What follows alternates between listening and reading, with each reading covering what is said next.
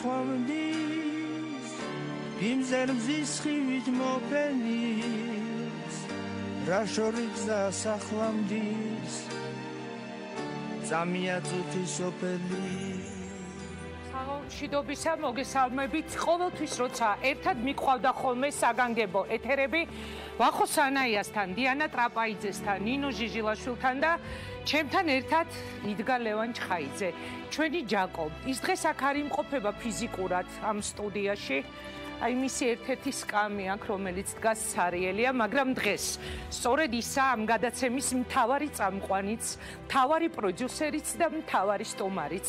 ჯაკო, მადლობა შენ რომ იყავი. მადლობა რომ ისეთი იყავი, როგორცაც გიცნობდით და მადლობა იმ დიდი მეგობრობისთვის, რომლის მსგავსიც მე არსად შემხვედრი ამ ქვეყანაზე. არ გემშვიდობებით, ადრე თუ გვიან შევხვდებით. მანამდე კი სულ გაგყვება შენი მეგობრობის დიდი სიყვარული. მე დღეს ამ ეთერიდან მინდა ვუთხრა მადლობა ლევან ჩხაიძის ოჯახს, მის დას, მის მშობლებს, ქალბატონო ია და ბატონო ზურაბ. მადლობა რომ გაგვიზარდეთ ასეთი მაგარი ბიჭი. იშვიათად რომ მოძებნი მის მსგავს ამ ქვეყანაზე. ისეთი ღირსეული, იშვიათად რომ შეხვდები ამ ცხოვრებაში. ისეთი ერთგული მეგობარი თითოეულად თუ მოიძებნება და დადის ამ მიწაზე. მადლობა თქვენ რომ ისეთი შვილი გაზარდეთ, როგორიც იყო ჩვენი ყველასი ლევან ჩხაიძე. ამ გადაცემაში დღეს მოისმენთ ისტორიებს თქვენი შვილის მეგობრებისგან, კოლეგებისგან, რესპონდენტებისგან და კიდევ ერთხელ მიხვდებით, რატომ გიხდით მადლობას ასეთი ბიჭის გაზრდისთვის.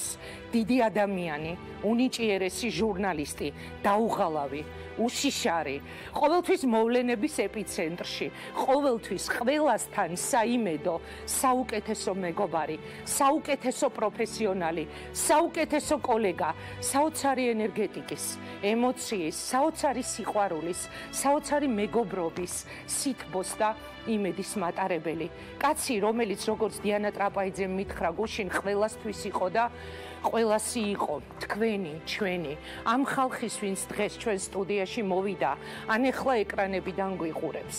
ასეთი შვილი გვაჩუქეთ თქვენ ჩვენ, ქართული მედიის ახალგაზრდა ვარსკვლავი, არ ვიცი, როგორ გამოგვივა, მაგრამ დღეს დიანა ტრაპაიძე, ვახო სანაია, ნინო ჟიჟილაშვილი და მე შევეცდებით გავუძღვეთ ამ უმძიმეს ეთერს, რომელსაც სახელად დავარქვით ასე მარტივად. ტევე პირველის ჯაკო. ძნელია იპოვო ძალა და სიტყვები, კიდევ უფრო ძნელია წაიყვანო გადაცემა ადამიანზე, რომელიც შენ გვერდით იჯდა, მასთან ერთად უძღვებოდი ეთერებს სულ ცოტა ხნის წინ, გასული სეზონის დასრულების შემდეგ შენთან ერთად აწყობდა გეგმებს, რა უნდა გაგვეკეთებინა ახალი წლის შემდეგ ამ სტუდიაში. ეს სტუდია ბევრჯერ შეივსება მომავალში, ბევრი საინტერესო გადაცემა გავა, მაგრამ ეს სიცარიელე ყოველთვის დარჩება. ჯაკომ ამ არხზეც და მთლიანად ჩვენს პროფესიაში თავისი ღირსეული ადგილი დაიკავა. უკვე პროფესიონალმა, რომელიც ჩვენ თვალწინ მუდმივად დღითიდღე იზრდებოდა. ის დაგვაკლდება როგორც პროფესიონალი და როგორც მეგობარი. დღეს ჩვენ მოგიყვებით ლევან ჩხაიძეზე, რომელსაც კარგად იცნობდით ტელეეკრანიდან და ლევან ჩხაიძეზე, რომელსაც თქვენ ყველანი თავიდან გაიცნობთ. ამ დღეებში და აქაც ითქვა ჩვენმა კოლეგამ დიანა ტრაპაიძემ თქვა, რომ ყველას თავისი ჯაკო ყავდა. მოусმინეთ აქ შეკრებილ მეგობრებს, კოლეგებს, რესპონდენტებს და თქვენ ამაში თავად დარწმუნდებით. და კიდევ ერთხელ, კიდევ ერთი გეტყვით იმას, რასაც ვერავინ შეამჩნევდით ჩემი და ჯაკოს გარდა. მე როგორც ჩაცმის საკითხში ცოტა დაუდევარი ადამიანი, ხშირად პარავდი ჯაკოს პიჯაკებს და შემდეგ ეთერში აღმოაჩენდა, რომ მისი პიჯაკით მიმყავდა გადაცემები. დღესაც ასეა, დღეს უბრალოდ მივედი, ავიღე ჯაკოს პიჯაკი და ჩავიცვი. და ეს ჩემთვის უკვე ძალიან დიდი პატივია. აი ეს ლურჯი პიჯაკი, რომელიც დღეს ვახოს აცვია, მეც კი მეცვა, როდესაც დიდი ღომში ტრაგედია მოხდა, მოულოდნელად შევედი ეთერში და მოვძებნე ქვემოთ ოთახში ჯაკოს ლურჯი პიჯაკი და ჩავიცვი. ის მართლაც განსაკუთრებული ადამიანი იყო, მართლა ყველასი იყო და ყველასთვის იყო. ყველას გვეგონა, რომ ჩვენ რაღაც განსაკუთრებული ურთიერთობა გვქონდა მასთან, რადგან მე მაგალითად ალბათ ყველაზე ადრე გავიცანი იმ ხალხის სიაში ვარ, ვინც იმეჯში რადიო ჯაკოდან გადმოსვლის შემდეგ გაიცნო, თუმცა მივხვდი, რომ მას ასეთი განსაკუთრებული ურთიერთობა ჰქონდა ძალიან ბევრ ადამიანთან.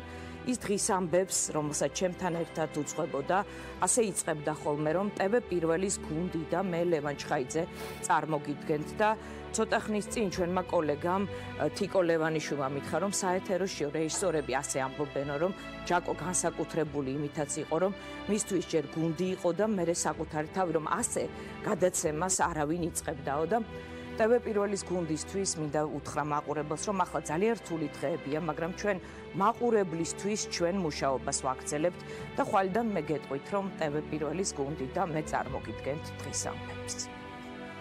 ჯაკო, მე მაესტროში გავიცანი, მოვიდა თუ არა რამდენიმე დღეში უკრაინის მაიდნის ამბების გასაშუქებლად წავიდა, უпростоრად ისე გაიქცა, რომ უსაფრთხოების ჟილეტი და ჩაფხუტი გზაში დავაწიეთ. უძლიერეს რეპორტაჟებს აგზავნი და იქიდან რისკიანს, გასაგებს, საინტერესოს. მართალი გითხრათ, ჯაკო, მე მაშინ აღმოვაჩინე და აღარც არასდროს დამიკარგავს. 1 წლის წინ კი ეს კარგი ბიჭი უდიდესი ენთუზიაზმით უკვე TV1-ს შემოგვიერთდა და ძალიან შეგვავსო, ძალიან გაგვახალისა, გაგვაძლიერა და მე ასე უცებ გამოგვეცალა უცაბედი სიკვდილით. დღეს ჩვენ ჯაკოს გავიხსენებთ, ყველა ერთად მოვისმენთ იმ ამოუწურავ ისტორიებს, რომელიც თურმე მას ულევად ჰქონდა, მისი დიდი სამეგობრო რესპონდენტები და ჩვენ ჯაკოს გარეშე თქვენ წინაშე TV1-ის ეთერში. ძალიან დიდი მადლობა მეგობრებო ყველას. ცოტა მოგვიანებით შემოგვიერთდებიან ჯაკოს რესპონდენტებიც, ადამიანები, ვისაც იგი